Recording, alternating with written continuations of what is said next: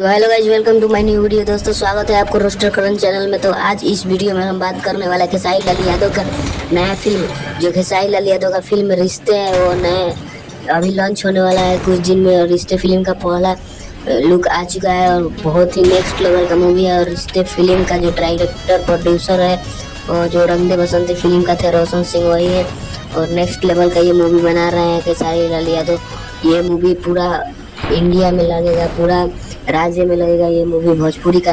और ये मूवी 2025 में होली में आने वाला है। मूवी बहुत नेक्स्ट लेवल का है।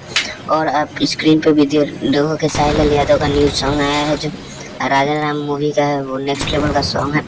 और खेसारी लाल यादव का फिल्म का ट्रेलर भी ट्रेंडिंग में जा चुका है। तो आप देख सकते हो कितना खेसारी लाल यादव भोजपुरी इंडस्ट्री को आगे ले जाने में कितना मेहनत कर रहे हैं। और खेसारी लाल यादव का फिल्म का ट्रेलर भी ट्रेंडिंग में जा रहा है, जो भोजपुरी इंडस्ट्री में किसी हीरो का फिल्म का ट्रेलर ट्रेंडिंग में नहीं जा रहा था।